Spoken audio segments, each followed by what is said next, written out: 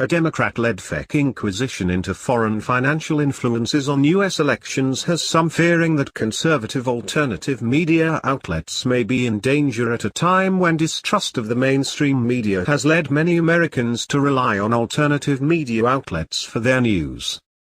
The Washington Examiner reports that a bid by Democrat Federal Election Commissioner Ellen Weintraub may target right-leaning outlets such as the Drudge Report, InfoWars, and Breitbart News under the pretense of probing for foreign influence in federal and state elections through paid advertising. Weintraub claims that illegal foreign influence could have played a role in the 2016 federal election and that it is necessary for the FEC to investigate campaign spending, including media buys by overseas sources and partially foreign-owned U.S. firms. She asserted, "I believe that this commission can indeed rise to the challenge of understanding what happened in the 2016 election and plugging any legal or procedural holes that could allow foreign actors to interfere with our future elections." According to Politico, Weintraub was motivated to launch the probe after Time magazine cited intelligence officials who claimed that Russian agents purchased Facebook ads to distribute election-themed stories and that Breitbart News and Cambridge Analytica may have assisted Russian efforts to spread such content. Time magazine also reported that the FBI was investigating whether right-wing sites such as Breitbart News and InfoWars coordinated with Russia to bombard social media sites with anti-Hillary Clinton stories.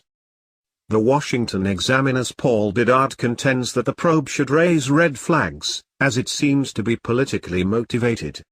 The outlet cites an elections law expert, also a critic of the Weintraub bid, who observed, "It's pretty easy to see how this quickly becomes an inquisition into conservative media outlets." He continued, "Commissioner Weintraub appears to be laying the groundwork to subpoena people at Breitbart, Drudge, and InfoWars, maybe even Matt Drudge and Alex Jones themselves."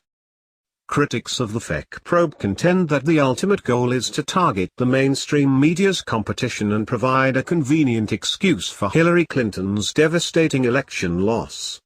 But despite claims of Russian interference in the election, many experts contend the Democrats lost in November because the Democratic Party's globalist platform is out of touch with the Rust Belt working-class Americans.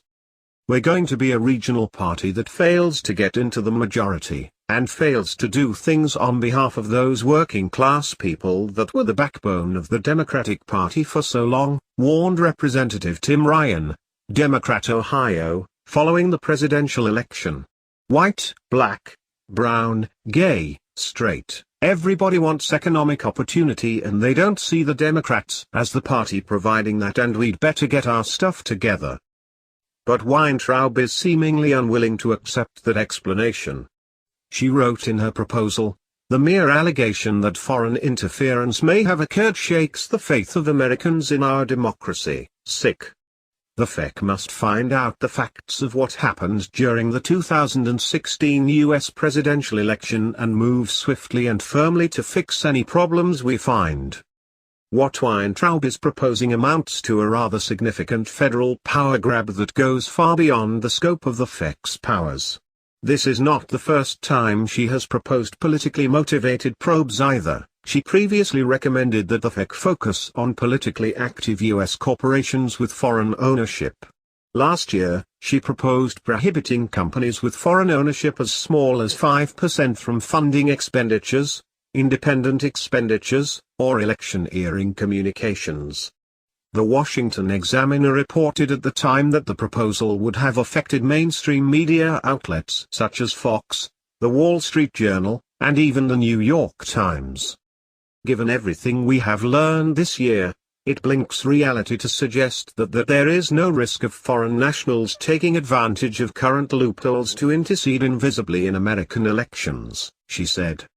"This is a risk no member of the Federal Election Commission should be willing to tolerate."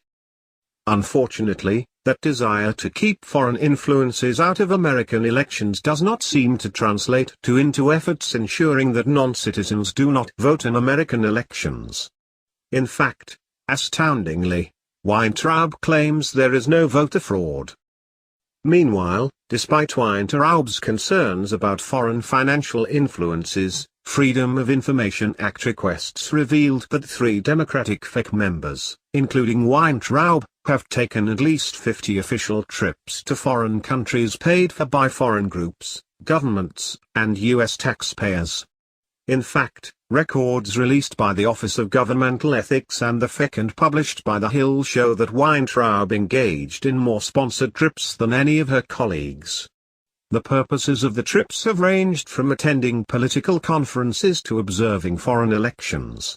The records revealed that none of the FEC's 3 Republican commissioners took an agency-related international trip while serving on the commission.